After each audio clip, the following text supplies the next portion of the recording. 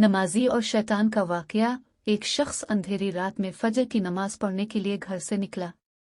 अंधेरे की वजह से उसे ठोकर लग गई और वो मुंह के बिल कीचड़ में गिर गया। कीचड़ से उठकर वो घर वापस आया और लिबास तब्दील करके दोबारा मस्जिद की तरफ चल दिया। अभी चंद कदम ही चला था कि दोबारा उसे ठोकर लगी और वो दोबारा कीचड़ में गिर गया। कीचड़ से उठकर वो फिर दोबारा अपने घर गया, लिबास बदला और मस्जिद जाने के लिए दोबारा घर से निकला। जैसे ही वो अपने घर से बाहर निकला तो इसके दरवाजे पर उसे एक शख्स मिला जो अपने हाथ में रोशन चिराग थामे हुए था। चिराग वाला शख्स चुपचाप नमाजी के आगे मस्जिद की तरफ चल दिया। इस मर्तबा चिराग की रोशनी में नमाजी को मस्जिद पहुंचने में किसी दुश्वारी का सामना नहीं करना पड़ा।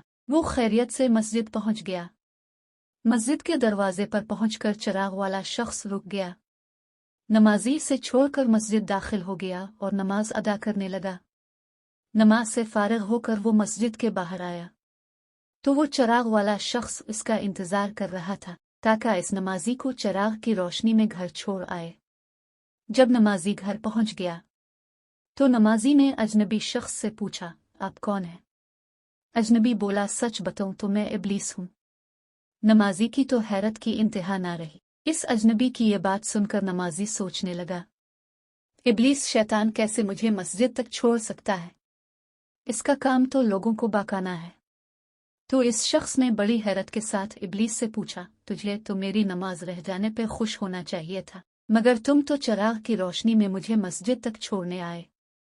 इब्लीस ने जवाब दिया कि जब तुम्हें पहली ठोकर लगी और तुम लिबास तब्दील करके मस्जिद की तरफ पलटे तो अल्लाह ताला ने तेरे सारे गुनाह मुआफ फरमा दिए। जब तुम्हें दूसरी ठोकर लगी तो अल्लाह ताला ने तुम्हारे पूरे खानदान को बख्श दिया, जिस पर मुझे फिक्र हुई कि अगर अब तुम्हें ठोकर लगी तो अल्लाह ताला कहीं तुम्हारी इस अमल की बदौलत तुम्हारे सारे गांव की मग़फ़िरत ना फरमा दे। इसलिए मैं चिराग लेकर आया हूं कि तुम बगैर गिरे मस्जिद तक पहुंच जाओ।